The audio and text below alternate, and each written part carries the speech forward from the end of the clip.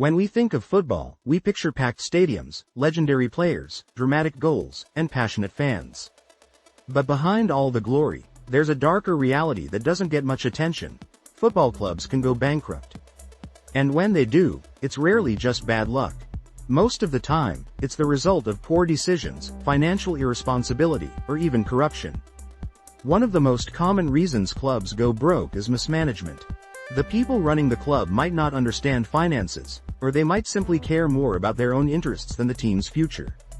It's not unusual to see presidents or owners promising expensive signings, flashy new stadiums, or trophies, without having a real plan to pay for any of it. They spend like a big team without having the structure, the sponsors, or the long-term vision of one. Eventually, reality hits. The club starts borrowing money it can't repay, or even worse, the leadership starts stealing. Yes, that happens more than people think. Some club executives treat the team like their personal ATM. They give themselves huge salaries, pay for luxuries with club funds, or secretly move money into other businesses they own. By the time this gets exposed, the damage is already done. The club is deep in debt, and recovering becomes almost impossible. Fans are left confused, players unpaid, and the reputation of the team permanently stained.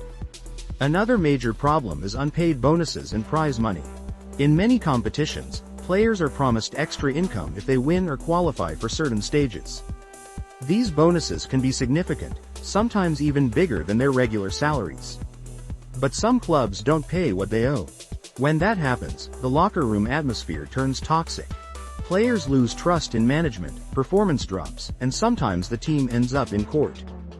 These legal battles can drag on for years and cost a fortune in penalties, lawyer fees, and lost credibility. And then there are the salaries. In the chase for success, clubs often offer players way more than they can realistically afford. When the results don't come, or they fail to qualify for a major tournament like the Champions League, the entire budget collapses. Huge salaries still need to be paid, but the income expected from TV rights, sponsorships, and ticket sales disappears.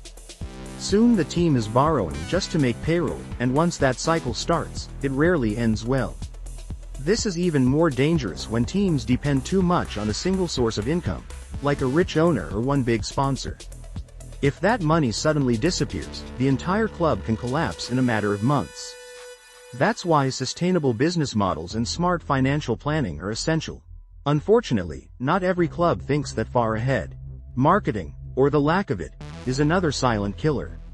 Some clubs never develop their brand or connect with fans outside their city.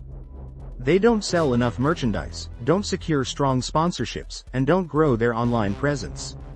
In the digital age, that's a huge mistake.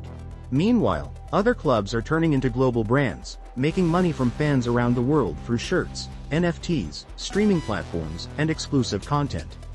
If your only income is ticket sales, you're one crisis away from disaster. Just ask any team that struggled during the pandemic. There's also the dangerous habit of overspending to avoid relegation or to chase promotion. Clubs sometimes gamble everything on one season. They bring in expensive players, take out loans, and pray the results come. But if they don't, they're left with a bloated payroll, no promotion, no trophies, and now, no money. It's like playing poker with your house on the line. And many clubs have lost that bet. Even regulations like financial fair play aren't always enough. They're designed to stop teams from spending more than they earn, but enforcement is inconsistent. Some leagues take it seriously.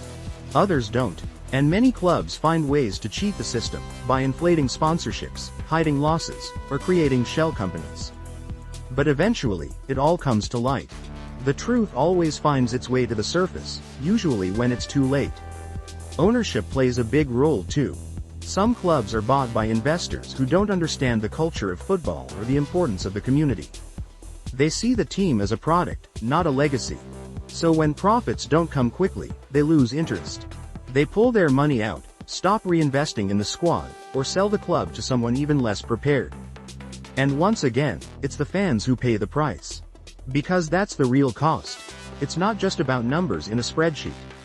When a football club goes bankrupt, it's an emotional and cultural loss. A team represents a neighborhood, a generation, a history. People grow up wearing that jersey, going to that stadium with their families, living for every match. When it all collapses, it feels like a piece of identity vanishes. The streets around the stadium go quiet. The pride disappears. Sometimes, though, the fans fight back. They start new clubs from scratch, managed by supporters, run democratically, and built slowly from the lower leagues. They bring back the soul that was lost. These stories are powerful, but they're also a warning. They remind us how fragile even the biggest teams can be when greed, bad leadership, and unrealistic ambition get in the way. So the next time you hear that a football team is going broke, don't just assume it was bad luck.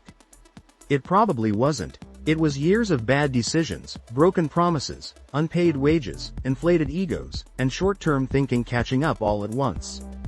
If you found this video helpful, give it a like, subscribe to the channel, and turn on the bell icon so you don't miss what's coming next. This is J03, thanks for watching, and I'll see you in the next one.